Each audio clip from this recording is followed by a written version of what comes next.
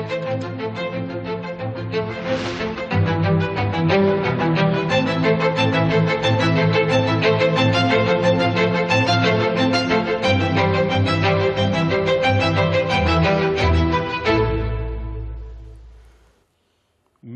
प्रिय देशवासियांनो, नमस्कार। मन की बात मध्ये तुम्हा सर्वांचं पुन्हा एकदा स्वागत आहे। मार्चचा हा महिना जागतिक स्तरावर खूपच घडामोडींचा राहिला आहे। आपल्याला आठवत असेलच, संपूर्ण जग भूतकाळात कोविडमुळे एका प्रदीर्घ काळापर्यंत अनेक समस्यांमधून गेलं होतं।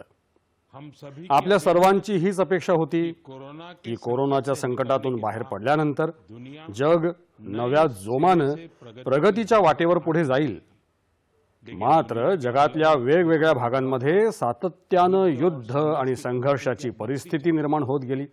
सध्या आपल्या शेजारी गेल्या महिनाभरापासून भीषण युद्ध सुरू आहे। आपले लाखो कुटुंबीय नातेवाईक या देशांमध्ये राहतात। विशेषतः आखाती देशांमध्ये कामासाठी स्थायिक आहेत। मी या आखाती देशांचा अत्यंत ऋणी आहे, कारण ते तिथे राहणाऱ्या 1 कोटीपेक्षा जास्त भारतीयांना सर्व प्रकारची मदत करत आहेत। मित्रांनो, ज्या भागात सध्या युद्ध सुरू आहे तो भाग आपल्या ऊर्जा विषयक गरजपूर्तीचं मोठं केंद्र आहे। या युद्धामुळे जगभरात पेट्रोल आणि डिझेलच्या बाबतीत संकटाची स्थिती निर्माण होत आहे। आपले जागतिक संबंध, विविध देशांकडून मिळणारं सहकार्य आणि गेल्या दशकभरात देशानं निर्माण केलेलं सामर्थ्य यामुळे भारत या परिस्थितीचा धैर्यानं सामना करत आहे। मित्रांनो, हा काळ नक्कीच आव्हानात्मक आहे। आज मन की बातच्या माध्यमातून मी सर्व देशवासियांना पुन्हा एकदा हीच विनंती करेन की आपल्याला एकजुटीनं या आव्हानावर मात करायची आहे। जे लोक या विषयावर देखील राजकारण करत आहेत त्यांनी ते करू नये। हा विषय देशाच्या 140 कोटी जनतेच्या हिताशी निगडित आहे। यात स्वार्थी राजकारणाला थारा नाही। अशा परिस्थितीत जे कोणी अफवा पसरवत आहेत ते देशाचं मोठं नुकसान करतायत। मी सर्व देशवासियांना आवाहन करतो की त्यांनी जागरूक राहावं आणि अफवांना बळी पडू नये। सरकारकडून तुम्हाला जी वेळोवेळी माहिती दिली जाते त्यावरच विश्वास ठेवा आणि त्यानुसारच पाऊल उचला। मला नेहमीप्रमाणे यावेळीही पूर्ण विश्वास आहे की आपण 140 कोटी देशवासियांच्या जोरावर जशी जुनी संकट परतवून लावली होती त्याच प्रकारे या कठीण परिस्थितीतूनही आपण सर्वजण मिळून सुखरूप बाहेर पडू। माझ्या प्रिय देशवासियांनो, भारताची ताकद इथल्या कोट्यवधी लोकांमध्ये सामावलेली आहे। आज मन की बात मध्ये मी लोकसहभागाच्या भावनेचं दर्शन घडवणाऱ्या अशाच एका उपक्रमाबद्दल सांगू इच्छितो। हा उपक्रम आहे ज्ञान भारतम सर्वे, हे सर्वेक्षण, आणि याची नाळ आपल्या महान संस्कृती आणि समृद्ध वारशाशी जोडलेली आहे। याचा उद्देश देशभरात असलेल्या मॅन्युस्क्रिप्ट्स म्हणजेच पांडुलिपींबद्दल अर्थात हस्तलिखितांची माहिती गोळा करणं हा आहे। या सर्वेक्षणाशी जोडले जाण्याचं एक माध्यम म्हणजे ज्ञान भारतम ॲप आहे। तुमच्याकडे जर एखादं हस्तलिखित पांडुलिपी असेल किंवा त्याबद्दल काही माहिती असेल तर त्याचं छायाचित्र ज्ञान भारतम ॲपवर तुम्ही नक्की टाका। प्रत्येक प्रवेशिकेची नोंद करण्यापूर्वी तिची शहानिशा केली जाते। मला आनंद आहे की आतापर्यंत लोकांनी हजारो हस्तलिखित या ॲपवर टाकली आहेत। उदाहरणार्थ अरुणाचल प्रदेशच्या नामसाई येथील चा आ नंतीसिंध लोकांगजी यांनी ताई लिपीतील हस्तलिखित टाकली आहे। अमृतसरच्या भाई अमित सिंह राणा यांनी गुरुमुखी लिपीतील हस्तलिखित दिला आहे. ही आपल्या महान शीख परंपरेतील आणि पंजाबी भाषेशी निगडीत लिपी आहे. काही संस्थांनी पाम लीफ ताडाच्या पानांवर लिहिलेली हस्तलिखित दिली आहेत. राजस्थानच्या अभय जैन ग्रंथालयानं ताम्रपटांवर लिहिलेली अत्यंत जुनी हस्तलिखित टाकली आहेत. तर लडाखच्या हेमिस बौद्ध मठानं तिबेटी भाषेतील मौल्यवान हस्तलिखितांची माहिती दिली आहे. इथे मी फक्त काही उदाहरणं दिली आहेत. हे सर्वेक्षण जूनच्या मध्यापर्यंत सुरू राहणार आहे. तुम्हा सर्वांना माझी विनंती आहे की आपल्या संस्कृतीशी निगडीत पैलू जगासमोर आणा आणि ते सर्वांसाठी उपलब्ध करा. माझ्या प्रिय देशवासियांनो, भारत हा जगातील सर्वात तरुण देश आहे. जेव्हा देशातील तरुणाईची शक्ती राष्ट्र उभारणीच्या कामी येते तेव्हा खूप मोठी मदत मिळते. राष्ट्र निर्माणाची ही जबाबदारी पार पाडण्यात मेरा युवा भारत म्हणजेच माय भारत ही संघटना मोठी भूमिका बजावत आहे. ही संघटना देशातल्या तरुणाईला विविध सकारात्मक उपक्रमांशी जोडते. नुकत्याच माय भारतद्वारे बजेट क्वेस्ट हा अर्थसंकल्प जाणून घेण्याचा उपक्रम आयोजित करण्यात आला. याचा उद्देश देशभरातल्या तरुणाईला अर्थसंकल्पीय प्रक्रिया आणि धोरण निर्मितीशी जोडणं हा होता. याच्याशी संबंधित प्रश्नमंजुषेमध्ये देशभरातून सुमारे 12 लाख तरुणींनी भाग घेतला. त्यानंतर सुमारे 1,60,000 स्पर्धकांची निबंध स्पर्धेसाठी निवड करण्यात आली. मला यातील काही निबंध वाचण्याची संधी मिळाली. त्यातून हे लक्षात येतं की माझे तरुण मित्र देशाच्या विकासात योगदान देण्यासाठी किती उत्सुक आहेत. तेलंगणच्या सूर्यापेट येथील कोटला रघुवीर रेड्डी, उत्तर प्रदेशच्या बाराबंकी येथील सौरभ बैसवार आणि बिहारच्या गोपाळगंज येथील सुमित कुमार यांनी शेतकरी कल्याणाशी संबंधित विषयावर लिहिलं आहे. पंजाबच्या मोहाली येथील आंचल आणि ओदिशाच्या केंद्रपाडा येथील ओम प्रकाश रथ यांनी महिला प्रणित विकास पुढे नेण्याबाबत आपले विचार मांडले आहेत. हरियाणाच्या यमुनानगर येथील प्रथम बरार यांनी लिहिलंय की ग्रीन आणि क्लीन, हरित आणि स्वच्छ भारत हाच समृद्ध भारताचा मार्ग आहे. यावरून त्यांची प्रगल्भ विचारसरणी दिसून येते. दिल्लीच्या शंख गुप्ता यांनी असं सुचवलं आहे की ग्रामीण भागातील क्रीडा गुणवत्तेचा शोध घेण्यासाठी अधिक प्रयत्न व्हायला हवेत. आपल्या तरुण मित्रांनी कौशल्य विकास आणि उद्योगस्नेही सुलभीकरण यावरही आपले विचार मांडले आहेत. आपले विचार मांडत असलेल्या सर्व तरुण मंडळींचं मी कौतुक करतो. हे विचार देशाला पुढे नेण्यासाठी अत्यंत महत्त्वाचे आहेत. माझ्या प्रिय देशवासियांनो, देशभरातील क्रिकेट प्रेमींसाठी हा महिना जोशपूर्ण आणि उत्साहानं भरलेला राहिला आहे. जेव्हा भारतानं ऐतिहासिक विजय मिळवत T20 विश्वचषक जिंकला तेव्हा देशात सर्वत्र आनंदाची लाट उसळली. आपल्या संघाच्या या देदीप्यमान यशाचा आपल्याला अभिमान आहे. गेल्या महिन्याच्या शेवटी कर्नाटकच्या हुबळीत एक अतिशय रोमांचक सामना पाहायला मिळाला आणि तो जिंकून जम्मू काश्मीरच्या क्रिकेट संघानं रणजी करंडकावर आपलं नाव कोरलं. सर्वात आनंदाची बाब म्हणजे सुमारे 7 दशकांच्या दीर्घ प्रतीक्षेनंतर या संघानं आपलं पहिलं रणजी अजिंक्यपद पटकावलं आहे. हे अभूतपूर्व यश म्हणजे खेळाडूंनी अनेक वर्ष घेतलेल्या सातत्यपूर्ण परिश्रमांचं फळ आहे. संघाचा कर्णधार पारस डोगरा यानं अप्रतिम कौशल्य दाखवलं. आपल्या नेतृत्वानं या विजयात त्यानं मोलाचं योगदान दिलं. आज देशभरात काश्मीरचा तरुण गोलंदाज आकिब नबी याच्या कामगिरीचाही बोलबाला आहे. त्यानं रणजी हंगामात 60 बळी टिपले आहेत.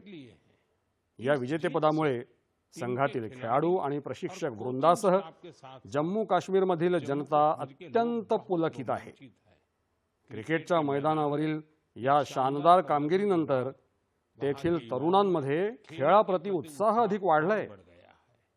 येणाऱ्या काळात हे यश अनेक तरुणांना क्रीडा क्षेत्र निवडायला प्रेरित करेल. जम्मू काश्मीरच्या लोकांमध्ये खेळाबद्दल नेहमीच विलक्षण जिद्द उत्साह राहिला आहे. मला आनंद वाटतोय की आता हे राज्य मोठ्या क्रीडा स्पर्धांचं प्रमुख केंद्र देखील बनत चाललं आहे. खेलो इंडिया विंटर गेम्स या शीतकालीन क्रीडा स्पर्धांसाठी गुलबर्गनं तर आधीच आपली ओळख निर्माण केली आहे. फुटबॉल सारखे खेळ देखील येथील तरुणांमध्ये खूप लोकप्रिय आहेत. मला आशा आहे की येणाऱ्या काळात जम्मू काश्मीरच्या खेळाडूंच्या विजयाची ही मालिका अशीच कायम सुरू राहील. माझ्या प्रिय देशवासियांनो, मी नेहमीच म्हणतो, जो खेलेगा वो खिलेगा, जो खेळेल तोच बहरेल. मला हे पाहून मनापासून आनंद होतोय की आपल्या देशातील तरुण आता पूर्वी तितकेसे लोकप्रिय नसलेल्या अशा खेळांनाही मोठ्या प्रमाणावर आत्मसात करत आहेत. उत्तर प्रदेशचा प्रतिभावान खेळाडू गुलवीर सिंग यानं अशाच एका खेळामध्ये कमाल करून दाखवली आहे. त्यानं काही आठवड्यांपूर्वी न्यूयॉर्क सिटी हाफ मॅरेथॉन या अर्धदौड स्पर्धेमध्ये तिसरा क्रमांक पटकावून इतिहास रचला. एका तासापेक्षा कमी वेळात हाफ मॅरेथॉन पूर्ण करणारा तो पहिला भारतीय धावपटू ठरला आहे. स्क्वॉश खेळाडू असलेल्या अनाहत सिंग या भारतीय कन्येनं स्क्वॉश ऑन फायर ओपन हे मोठं आंतरराष्ट्रीय विजेतेपद आपल्या नावावर केलं. वयाच्या अवघ्या 17व्या वर्षी तिनं हे यश संपादन केलंय. त्याचबरोबर ती प्रोफेशनल स्क्वॉश असोसिएशन PSA या व्यावसायिक स्क्वॉश संघटनेच्या जागतिक क्रमवारीत सर्वोत्तम 20 खेळाडूंमध्ये स्थान मिळवणारी सर्वात तरुण आशियाई महिला खेळाडू ठरली आहे. मला अस्मिता ॲथलेटिक्स लीगची देखील माहिती मिळाली आहे. यामध्ये 8 मार्च रोजी महिला दिनानिमित्त अनेक क्रीडा स्पर्धांचं शानदार आयोजन करण्यात आलं होतं. या लीगमध्ये सुमारे 2 लाख मुलींनी भाग घेतला. भारतात होत असलेल्या या क्रीडा परिवर्तनामध्ये नारी शक्ती महत्वाची भूमिका बजावत आहे हे पाहून खूप समाधान वाटतं. मित्रांनो, माझा नेहमीच हा आग्रह राहिला आहे की तुम्ही सर्वांनी आपल्या फिटनेस तंदुरुस्तीकडे नक्की लक्ष द्यावं. आंतरराष्ट्रीय योग दिनाला आता 100 दिवसांपेक्षाही कमी वेळ उरलाय. संपूर्ण जगात योगासनांबद्दलचं आकर्षण सातत्यानं वाढतंय. आफ्रिकेतील जिबुतीमध्ये अल्मिसजी आपल्या अरविंद योग सेंटर या योग केंद्राच्या माध्यमातून योगाचा प्रसार करत आहेत. ते तेथील अनेक ठिकाणी लोकांना योगासनं शिकवत असतात. तुमच्यापैकी अनेक लोकांनी इंस्टाग्रामवरील आशय निर्माते युवराज दुआ यांच्या टिप्पणीवरील माझ्या उत्तरावर प्रतिक्रिया व्यक्त केल्या आहेत. त्यांनी मला विनंती केली होती की मी त्यांच्या वडिलांना साखर खाणं कमी करायला सांगावं. मला आनंद आहे की माझ्या विनंतीचा त्यांच्या वडिलांवर सकारात्मक परिणाम झाला आहे. मी तुम्हा सर्वांना विनंती करेन की तुम्हीही साखरेचं प्रमाण कमी करा. आणि जसं मी आधीही सांगितलं आहे, आपल्याला खाद्यतेलाच्या वापरात 10% कपात करायची आहे. या छोट्या छोट्या प्रयत्नांमुळे तुम्ही लठ्ठपणा आणि जीवनशैलीशी संबंधित आजारांपासून दूर राहाल. माझ्या प्रिय देशवासियांनो, एक जुनी म्हण आहे, करत करत अभ्यासके जडमत होत सुजान. म्हणजेच आपण जेव्हा सातत्यानं अभ्यास करतो, सराव करतो, तेव्हा आपण अधिकाधिक बुद्धिमत्ता प्राप्त करत जातो. लोकही तेव्हाच उत्तम शिकतात जेव्हा त्यांचा सक्रिय सहभाग असतो. मला बंगळुरूमध्ये शिक्षणाशी संबंधित एका अनोख्या उपक्रमाबद्दल माहिती मिळाली आहे. तिथे एक चमू प्रयोग इन्स्टिट्यूट ऑफ एज्युकेशन रिसर्च या नावाची प्रयोग शिक्षण संशोधन संस्था चालवत आहे. या चमूचा विशेष भर संशोधन प्रकल्पांवर आहे. हा चमू शालेय स्तरावर विज्ञानाच्या शिक्षणाची आवड निर्माण करण्यात गुंतलेली आहे. त्यांनी अन्वेषण नावाचा एक उपक्रम सुरू केला आहे. याद्वारे 9वी ते 12वीच्या विद्यार्थ्यांना रसायनशास्त्र, भूविज्ञान आणि वेलनेस, निरोगी जीवन यासारख्या क्षेत्रांमध्ये नवोन्मेष करण्याची संधी मिळते. यामुळे विद्यार्थ्यांना संशोधनाचा चांगला अनुभव तर मिळतोच, सोबतच आपले प्रकल्प प्रसिद्ध करण्यासाठी एक व्यासपीठही मिळतं. मित्रांनो, परीक्षा पे चर्चा दरम्यान काही विद्यार्थ्यांनी मला सांगितलं होतं की त्यांना विज्ञान शिकायची इच्छा तर आहे, पण त्याची भीती वाटते. या दृष्टीनं प्रयोग चमूचा हा प्रयत्न अतिशय कौतुकास्पद आहे. हा उपक्रम विद्यार्थ्यांना विज्ञानाशी जोडण्याची आणि प्रत्यक्ष कृती करून काहीतरी निर्मिती करून दाखवण्याची संधी देतो. जेव्हा आपण एखादी गोष्ट स्वतः करून पाहतो तेव्हा जिज्ञासा आणि आवड निर्माण होते. कुणास ठाऊक, कदाचित माझ्या या तरुण मित्रांपैकीच कोणीतरी भविष्यातला महान शास्त्रज्ञ असेल. मित्रांनो, शिक्षणाच्या माध्यमातून भूतकाळ जतन करण्याचा आणि भविष्य घडवण्याचा असाच एक प्रयत्न नागा समुदाय देखील करत आहे. या समुदायाचे लोक आपल्या आदिवासी परंपरांचा खूप आदर करतात. त्यांना त्याचा अभिमान तर आहेच, शिवाय ते स्वतः आधुनिक दृष्टिकोन देखील बाळगतात. नागा जमातींमध्ये मोरुंग लर्निंगची एक पारंपरिक व्यवस्था होती. यामध्ये वयस्कर लोक आपल्या अनुभवातून तरुणांना पारंपरिक ज्ञान, इतिहास आणि जीवन कौशल्य सांगत असत. काळानुसार ही व्यवस्था आता मोरुंग कन्सेप्ट ऑफ एज्युकेशन या मोरुंग शिक्षण संकल्पनेमध्ये बदलली आहे. या माध्यमातून मुलांमध्ये गणित आणि विज्ञानासारख्या विषयांमध्ये गोडी निर्माण केली जाते. यामध्ये समुदायातले ज्येष्ठ लोक त्यांना कथा, लोकगीतं आणि पारंपरिक खेळांसोबत जीवन कौशल्य शिकवतात. अशा प्रकारे आपलं नागालँड आपला सांस्कृतिक वारसा सुरक्षित ठेवून मुलांचं शिक्षण पुढे नेत आहे. तुम्हालाही तुमच्या भागात अशा उपक्रमांबद्दल माहिती मिळाली तर मला नक्की सांगा. माझ्या प्रिय देशवासियांनो, देशाच्या अनेक भागांमध्ये उन्हाळ्याची सुरुवात झाली आहे. म्हणजेच हा काळ जलसंधारणाच्या आपल्या संकल्पाची पुन्हा एकदा नव्यानं उजळणी करण्याचा, साध्य करण्याचा आहे. गेल्या 11 वर्षात जलसंचय अभियानानं लोकांना खूप जागरूक केलं आहे. या अभियानांतर्गत देशभरात सुमारे 50 लाख कृत्रिम जल पुनर्भरण संरचना सुविधा उभारण्यात आल्या आहेत. जलसंकटाचा सामना करण्यासाठी आता गावोगावी सामुदायिक स्तरावर प्रयत्न होऊ लागले आहेत. हे पाहून खूप समाधान वाटतं. कुठे जुन्या तलावांची स्वच्छता होतीये, तर कुठे पावसाचं पाणी साठवण्यासाठी प्रयत्न केले जात आहेत. अमृत सरोवर अभियानांतर्गत देशभरात सुमारे 70,000 अमृत सरोवर बांधली गेली आहेत. पावसाळा सुरू होण्यापूर्वी या सरोवरांची साफसफाई देखील सुरू झाली आहे. आज मला तुम्हाला काही प्रेरणादायक उदाहरणं सांगायची आहेत. ही उदाहरणं हे सिद्ध करतात की लोकसहभागामुळे जलसंधारणाचं काम किती व्यापक प्रमाणात करता येतं. मित्रांनो, त्रिपुराच्या जंपुई टेकड्यांमध्ये वसलेलं वांगमुन गाव 3000 फूट उंचीवर आहे. हे गाव भीषण पाणी टंचाईचा सामना करत होतं. उन्हाळ्यात तिथल्या लोकांना पाण्यासाठी लांबचा पल्ला गाठावा लागायचा. शेवटी ग्रामस्थांनी पावसाचा प्रत्येक थेंब साठवण्याचा निर्णय घेतला. आज वांगमुन गावातील जवळजवळ प्रत्येक घरात rooftop rain water harvesting system ही छपरावरील पावसाचं पाणी जतन करण्याची प्रणाली बसवण्यात आली आहे. जे गाव एकेकाळी पाणी टंचाईनं ग्रासलेलं होतं ते आज जलसंधारणाचं एक प्रेरणादायक उदाहरण बनलं आहे. मित्रांनो, अशाच प्रकारे छत्तीसगडच्या कोरिया जिल्ह्यातही एक अनोखा उपक्रम पाहायला मिळाला. येथील शेतकऱ्यांनी एका साध्या पण प्रभावी संकल्पनेवर काम केलं. त्यांनी आपल्या शेतात छोटे पुनर्भरण तलाव आणि शोष खड्डे बनवले. त्यामुळे पावसाचं पाणी शेतातच अडू लागलं आणि हळूहळू जमिनीमध्ये झिरपू लागलं.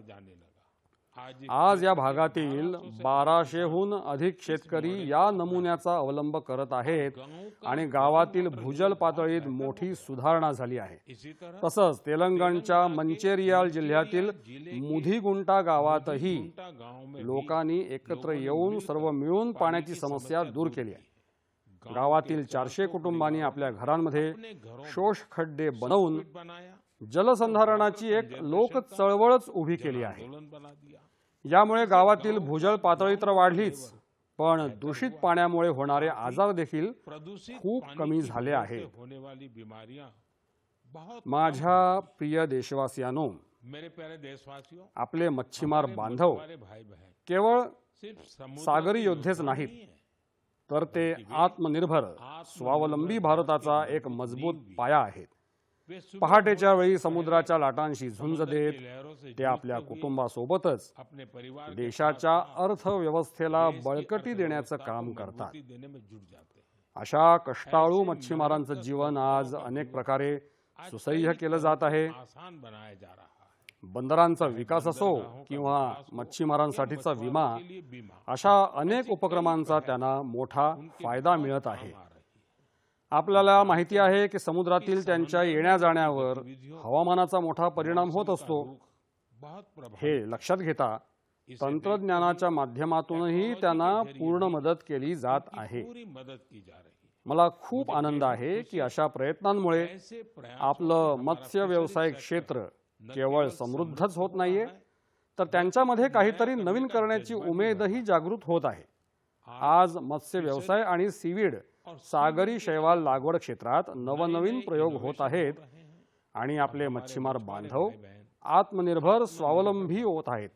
ओदिशाच्या संबळपूरच्या सुजाता भुयानजी एक गृहिणी होत्या, पण त्यांना काहीतरी नवीन करून आपल्या कुटुंबाला हातभार लावायचा होता, म्हणून काही वर्षांपूर्वी त्यांनी हिराकूड धरण क्षेत्रात मत्स्यपालन सुरू केलं।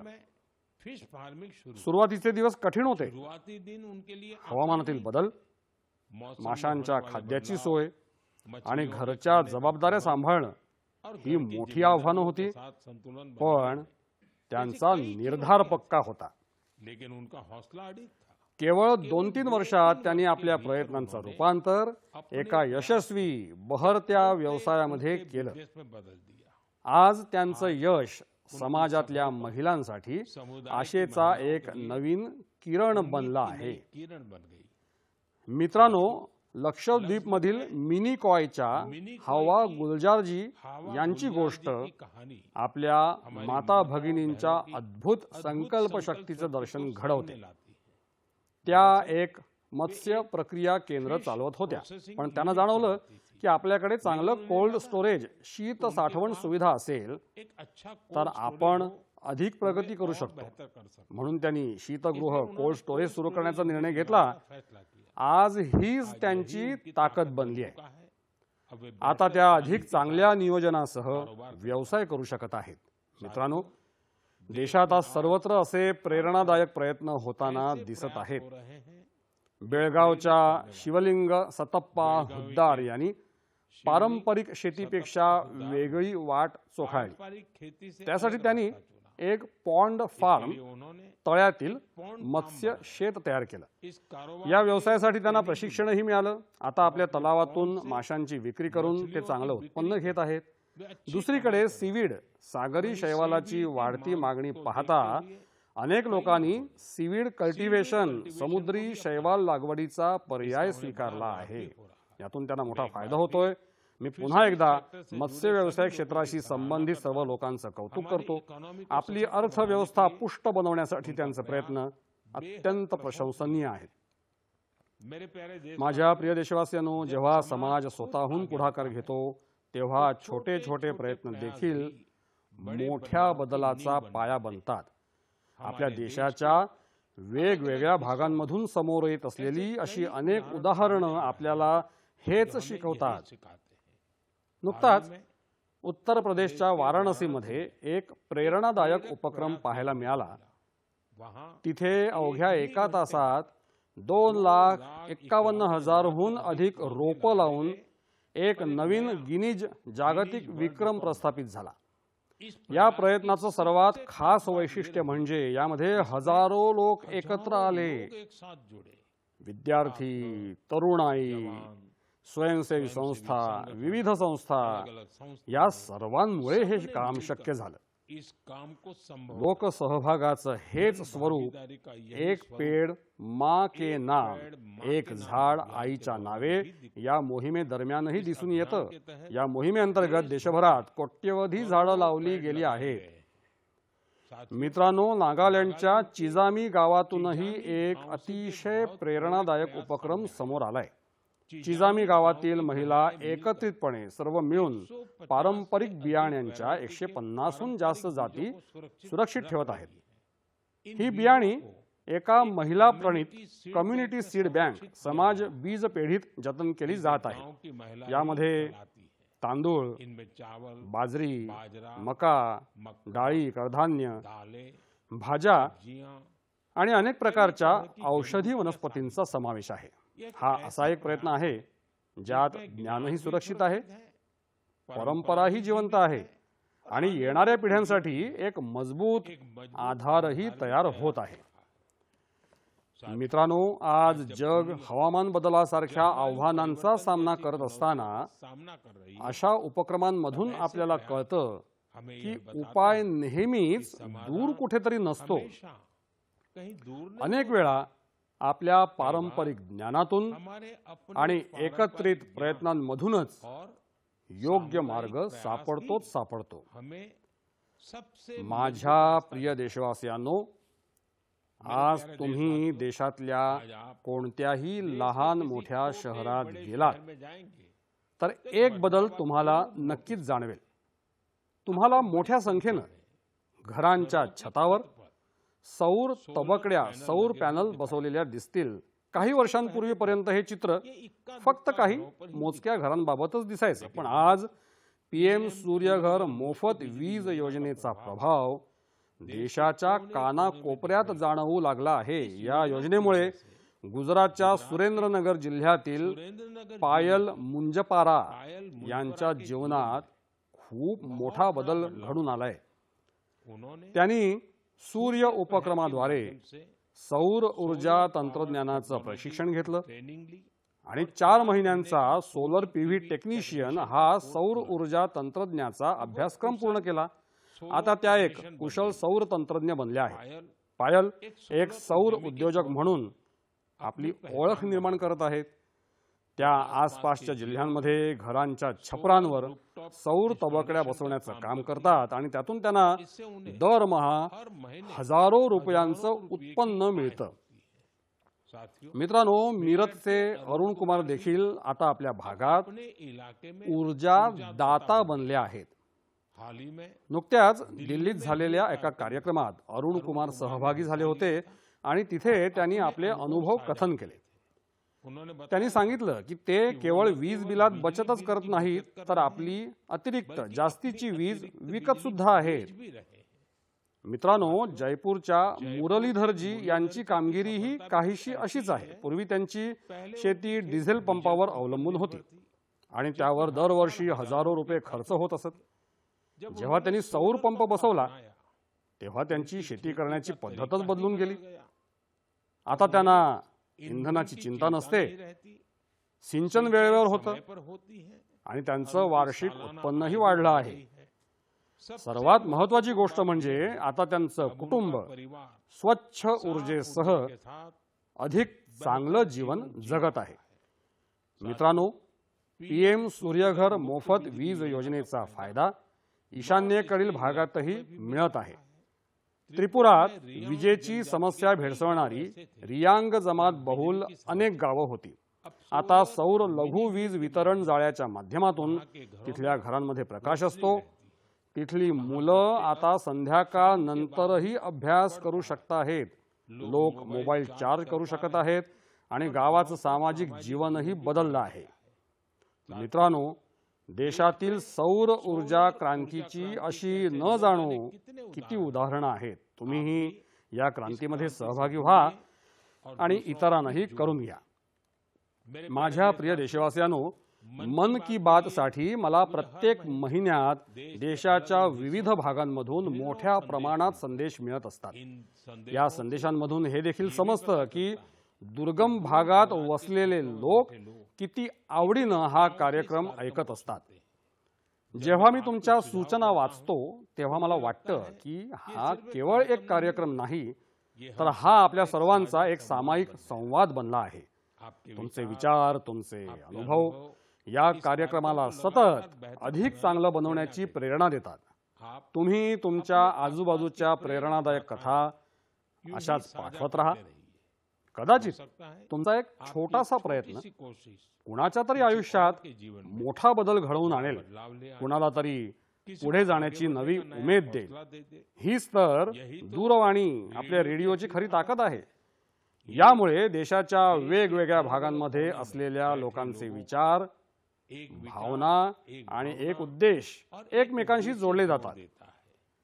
पुढच्या महिन्यात पुन्हा भेटूया, काही नवीन प्रेरणादायक व्यक्तिमत्वांसह, काही अशा उपक्रमांसह जे आपल्याला पुढे जाण्यासाठी नवीन ऊर्जा देतील। तोपर्यंत तुम्ही आपल्या कुटुंबाची काळजी घ्या, निरोगी रहा, आनंदी रहा। खूप खूप आभार।